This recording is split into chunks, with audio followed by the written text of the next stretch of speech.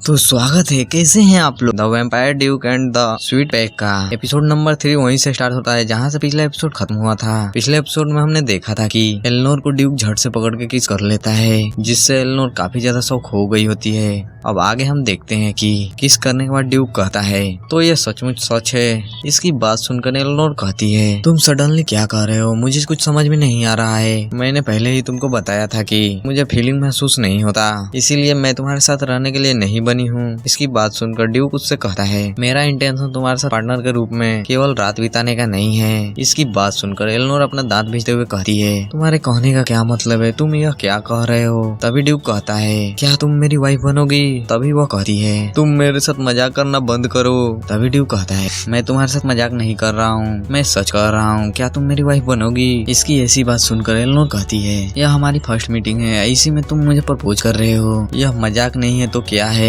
इसकी ऐसी बात सुनकर ड्यूक उसे एडमायर करते हुए कहता है बेशक यह कोई नॉर्मल प्रपोज नहीं है, इसीलिए मैं तुमसे कह रहा हूँ कि तुम मेरे साथ कॉन्ट्रैक्ट मैरिज कर लो। कॉन्ट्रैक्ट मैरिज की बात सुनकर एलेनोर थोड़ा पैनिक होते हुए कहती है क्या कॉन्ट्रैक्ट मैरिज। इसे इतना पैनिक होते हुए देखकर ड्यूक उससे कहता है तुम इतना पैनिक मत हो, इस कॉन्ट्रैक्ट मैरिज से तुम्हें ही बेनिफिट होगा। अगर तुम मैरिज करती हो तो तुम अपना घर छोड़ सकती हो और अपने सिस्टर से फ्री हो सकती हो। अपने सिस्टर से फ्री होने का बात सुनकर एलेनोर पूछती है बट तुम्हें इससे क्या बेनिफिट होगा। मेरे जैसे औरत के साथ मैरिज करोगे तो तुम्हारा कोई बेनिफिट नहीं होगा, जो अनाथालय में पला बड़ा है, यहाँ तक कि एक अच्छे परिवार से भी नहीं है। तभी ड्यूक उससे कहता है मुझे इससे कुछ बेनिफिट है, ऐसा कुछ बेनिफिट है जो सिर्फ तुम ही दे सकती हो। तभी वो पूछती है ऐसा क्या है जो सिर्फ मैं ही दे सकती हूँ। तभी ड्यूक कहता है अगर तुम मेरे साथ मैरिज करने के लिए राजी होती हो तो ही मैं तुमको बताऊंगा। इस बात को सुनकर एलेनोर उससे कहती है तुम चाहते हो कि बिना कॉन्ट्रैक्ट को जाने ही उसे एक्सेप्ट कर लूं। I am sorry but contract marriage के लिए तुम किसी और को ढूंढ लो, तुम्हारे जैसे ड्यूक के पास अनगिनत ऑप्शन है।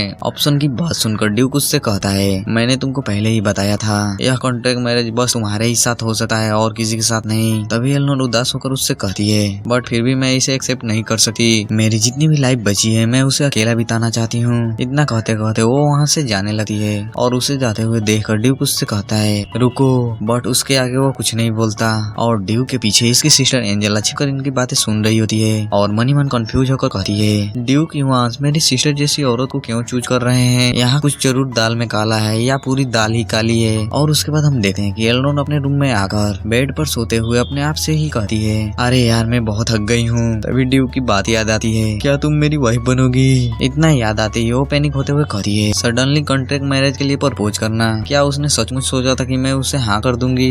एक आदमी कितना एरोगेंट हो सकता है। और ब्लशिंग करते हुए मनी मन कहती है बट उसने जब मुझे किस किया था तो मेरे अंदर ऐसी फीलिंग महसूस हुई जैसा कभी नहीं महसूस हुआ। यहाँ तक कि जूल्स के साथ भी जब मैंने किस किया था तो ऐसी फीलिंग महसूस नहीं हुई। आखिर यह कैसी फीलिंग है, इतना वो सोच ही रही होती है कि तभी कोई कहता है माय लेडी यह मैं हूँ, एंजेला मैडम ने आपको बुलाया है। यह बात सुनते ही शॉक होते हुए बेड से उठकर बैठ जाती है। और उसके बाद हम हॉल के अंदर देखते हैं जहाँ पर एंजेला इससे कहती है तुम तो बहुत जल्द ही लौट आई। इसकी बात सुनकर ये कहती है इतने लंबे टाइम के बाद सामाजिक गतिविधि शामिल होकर थक गई हूँ, तो बताओ तुम इतनी देर रात मेरे पास क्यों आई हो। तभी एंजेला कहती है इसके लिए सॉरी सिस्टर, मैं तुमसे एक बात कहना चाहती हूँ, इसीलिए मैं तुम्हारे पास आई हूँ।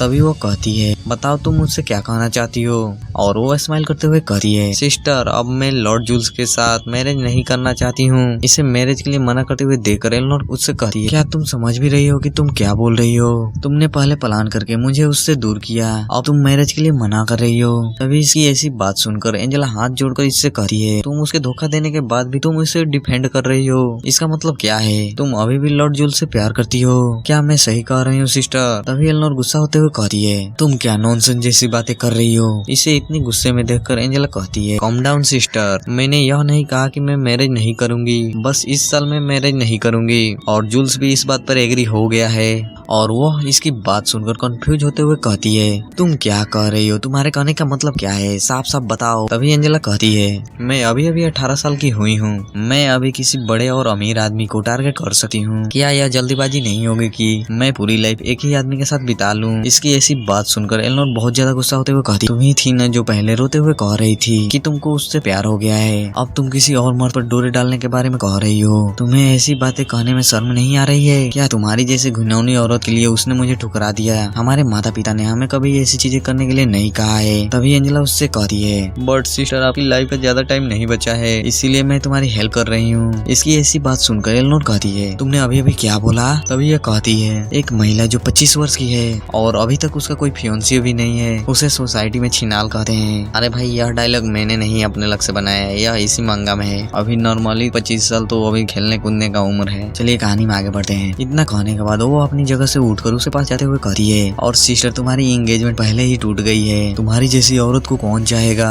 तुम्हें तो छिनाल का टैग भी मिल चुका है।